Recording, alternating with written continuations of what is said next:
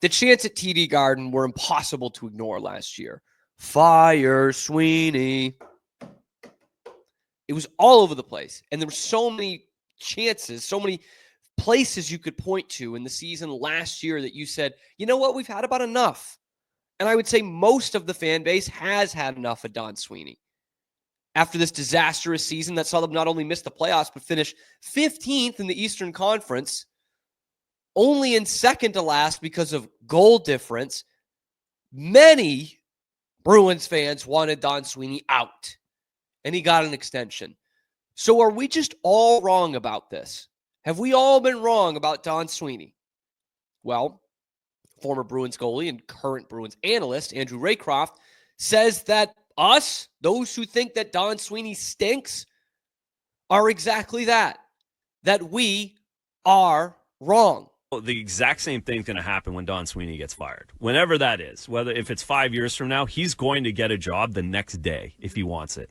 He's highly, highly regarded in the National League. You don't get Team Canada general manager opportunities for Four Nations, being on part of the Olympic team in Canada, if you're not really well respected and thought of very highly in the hockey world. It's a massive job, and the fact that he was given that job just proves what he's thought of and how hard he works and what his discipline in the job is. Are we the dummies? Seriously. Like, are we the ones that are wrong? The hockey world loves Don Sweeney. I just have one question, though. Why? Why do they love Don Sweeney? What has Sweeney done to show he's one of the best executives in the league? Well, I know some of you are screaming right now. Of course, he won the GM of the year in 2019. He oversaw 2 President's Trophy winning teams and a Bruins squad that got to Game 7 of the Stanley Cup Final during his tenure. It's not a bad resume at all. There's just one problem with it. He didn't build those teams. And you can't have it both ways. He was an assistant GM for some of that team building that went under Peter Chiarelli. And so if you want to say, well, Cam, he's the assistant GM, doesn't he have some say in that? Okay, then if that's the case, I can't have Cam Neely, the team president, saying, well, the 2015 draft was not Don's fault. He was just hired. No, he was promoted. And so when you take that out of the equation, there's not much Don Sweeney fingerprints over these really good teams. The 2019 Cup Final team barely had semblance of Don Sweeney's drafts. Charlie McAvoy, young, but sure. Brandon Carlo hadn't really come into his own yet. Jake DeBrusk, same thing. They were not core pieces on that team. That team was built around Patrice Bergeron, Brad Marchand, David Pastrnak, Zdeno Chara, David Krejci, Tuukka Rask, Torrey Krug. Sweeney did not draft or acquire any of those guys. Not one. Every championship team sort of has that. Oh, how much was the old GM? We saw it with the Red Sox in 2004. Well, how many of those guys were Duquette guys? Sure. Manny, Pedro, they were acquired by Dan Duquette. Theo also went out and got David Ortiz. He went out and got Kurt Schilling. There was a lot of big pieces on that team. When you look, if the Bruins had won the Cup in 2019, you couldn't have pointed to a major piece in that team that was Don Sweeney. Oh, he's so respected because he's GM of Team Canada. Because Canada knows this. If you give this guy an incredible collection of talent already at his disposal, if you give him a talent pool that he literally cannot lose with, he will win. If you give him a core of the Boston Bruins that had already been to 2 Stanley Cup finals and had won one for a lot of those guys, and you give him that core and they're still young enough to compete, then he's going to win with them. He's going to take them to the Stanley Cup final. If, God forbid, a GM is forced to run with the guys he actually went out and acquired, he can't do it. That's what the 10 years in Boston has proven to the hockey world. That if you give him immeasurable talent, he can do something with it. The problem is, with the Bruins, He doesn't have the luxury he has with Team Canada.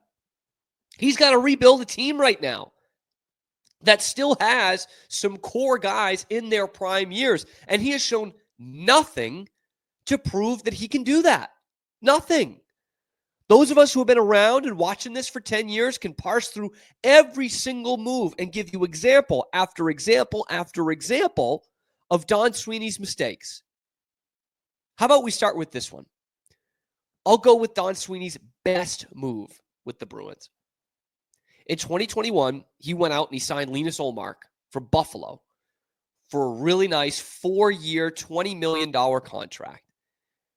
He had come off a bit of an injury-riddled season. There was questions whether he could be a number one goalie. He was a number one goalie and did great work after that, including winning the Vezina Trophy with one of the great goaltending tandem seasons that any team has ever had. Okay? That was a great deal. It was the best in Don Sweeney's tenure.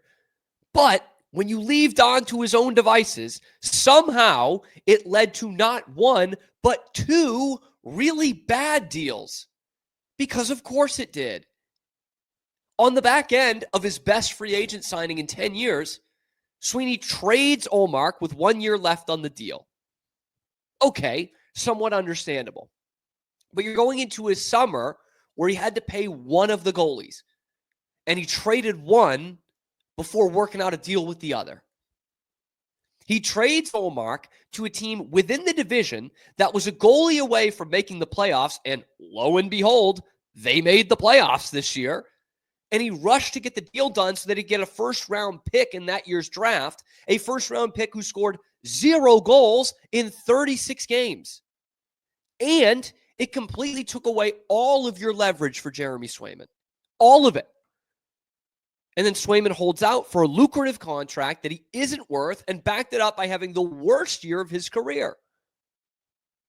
His best move in 10 years turned into 2 of his worst when the Bruins really, really needed some shrewd deals and some shrewd moves from their GM to retool rather than rebuild. That's the guy who is so well respected around the league. Him, the one who, when he gets fired, will get a job the next day to whatever NHL team is enough of a sucker to hire Don Sweeney the day after he's fired from the Bruins, which will probably be 10 years from now. Go with God. You're digging your own grave. Unless you have a team that is already filled with Stanley Cup winning, Stanley Cup contending, Hall of Fame talent, then and only then will you even have a chance to win the Cup with Don Sweeney as your GM. Because after saying all that, they didn't win the Cup. They lost to an inferior team in the final.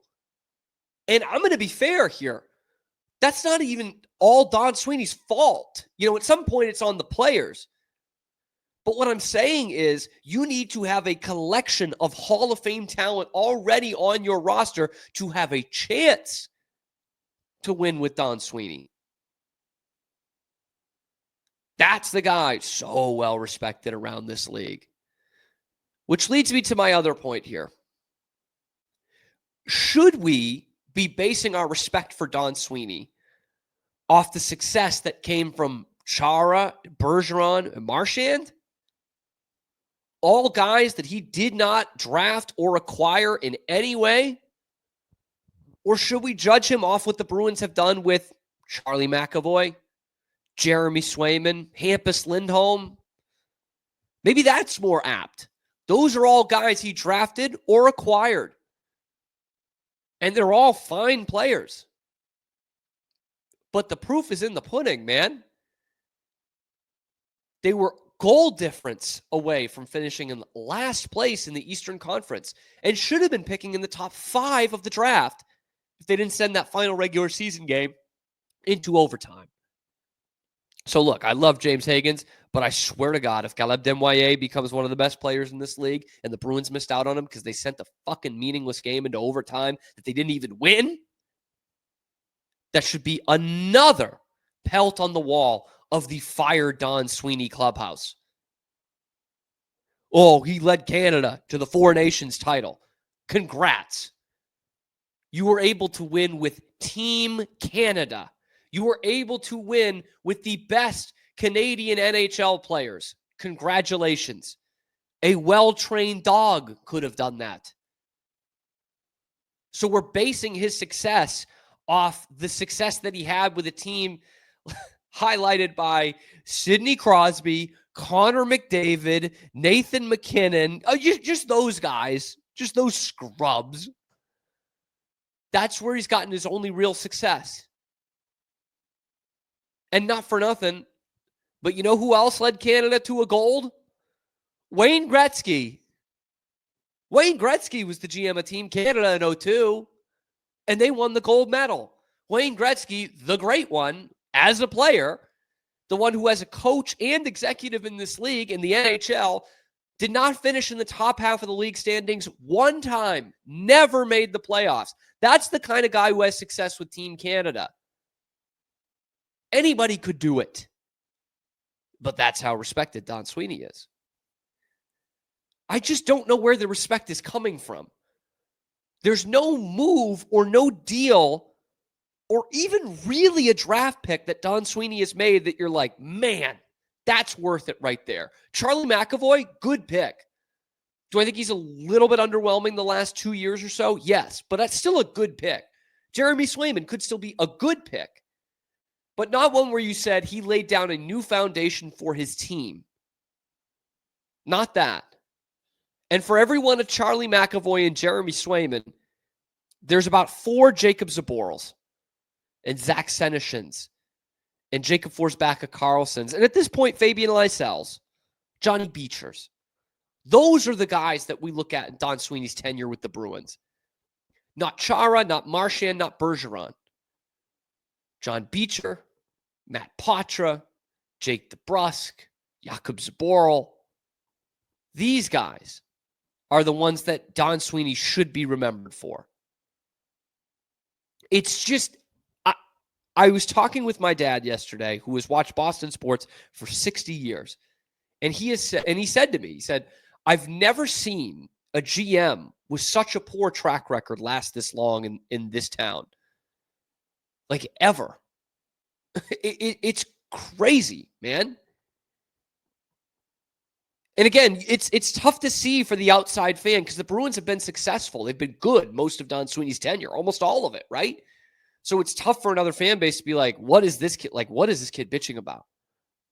But when you look through every move that Don has done and how we set this team up for the future, it's horrid. And maybe what my dad said just highlights that we've been pretty blessed here with some good executives. At least in the last 25 years, you know. We get back to the Sullivans owning the Patriots. Yeah, it's pretty muddy. But Don Sweeney himself has not pulled off like one good move, one great move that we're like, yeah, you wouldn't be here without this guy. He hasn't done that. And yet Andrew Raycroft says, yeah, well, look at how well respected he is. Is that because Andrew Raycroft gets his paycheck signed by Nesson? Yeah, probably. But I do think there are some people around the league that believe that. And I think I just think it's crazy. As someone who has followed every move that they've done the last 10 years and then some, I just don't see where the confidence comes from that Don Sweeney can be a top-tier GM in this league and that Don Sweeney can rebuild this team. Anyone who shares that opinion that he is a great GM, I think is spoken something I'd like to have.